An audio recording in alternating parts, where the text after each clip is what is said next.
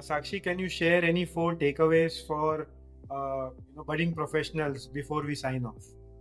That's a hard one.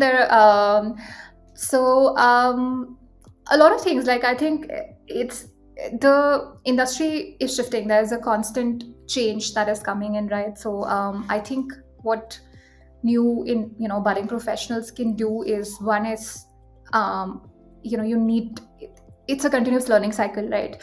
So it's not just school, college, whatever learning that you've done, which is great, but the learning never ends. So you need to be constantly on your toes to be able to shift with the tide and to move on. Otherwise, we'll always continuously be in that struggle to say that I don't have a job, or I don't, I'm not finding relevance. So you have to create your own relevance. No one will help you.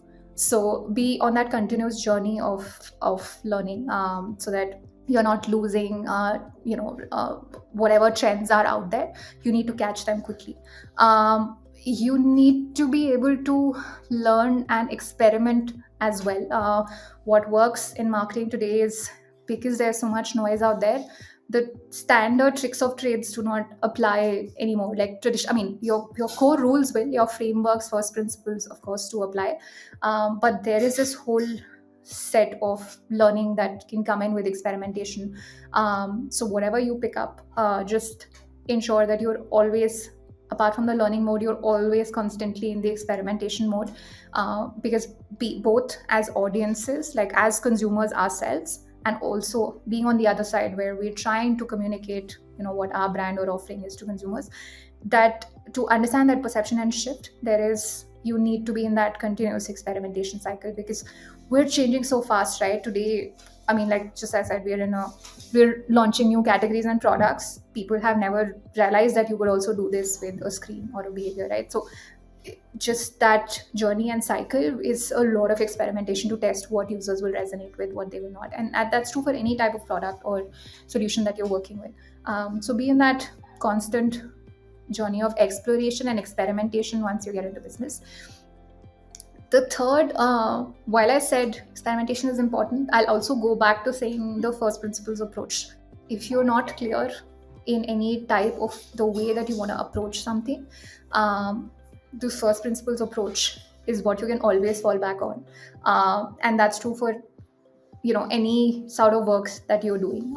So try and keep it, go back to the basics, go back to the way you can simplify the problem in the most, to the lowest common denominator, and then try and build up how you can solve for it.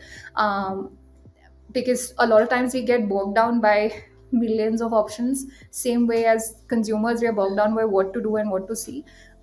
We get, as marketers, also struggle to solve for how should I go about things. So that's always your typically of as long as your frameworks are right, you can always lean back on those frameworks to solve for a problem.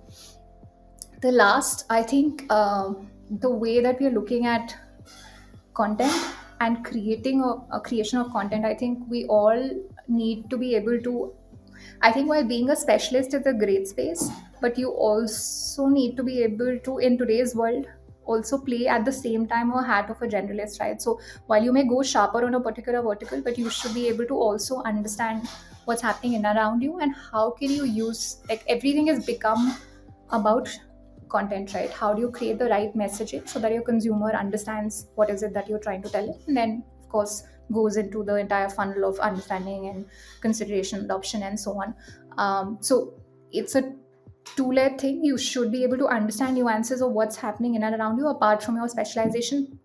Be able to play that lens or layer to be able to go wider while you go deep, but also use content as a very powerful way of building the right messages, understanding the right insight, and then using storytelling in an innovative and interesting manner.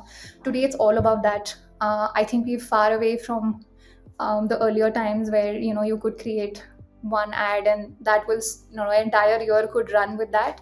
Today it's a time of like so much of fast consumption. There is so much noise out there, that to create enough spikes for your brand, we'll have to continuously innovate and come up with newer pieces that can resonate with your audiences and to build that affinity. So using the understanding of the other verticals and then bringing it down into one that interesting piece of content that can go out, I think that will be the next leap of how you can solve for solving a problem statement, or solving for your product or promise to reach the right set of consumers or so on. So yeah, there's a lots more. I think there's a lots more learning that goes along the way. I would just urge people to get into the workforce as soon as they can. Theoretical learning takes you to a certain point, but unless you actually get into it and apply it, it's not it's very different. So while all of that is great and it helps you and stays in good stead, but get into the workforce very soon. Put your hands at it. If you cannot get a full-time job at this point in time, try consulting, try putting yourself out there. I think there are enough and more ways today for young people to get into the workforce. It doesn't have to be the typical 9 to 5 way.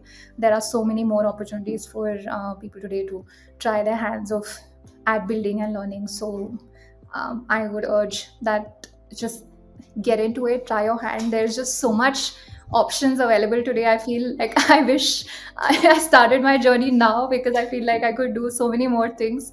But it's a great time to be in this space in the marketing industry, to have a lot more fun than what we had in early days. And I enjoyed that time, but I'm enjoying now more than ever.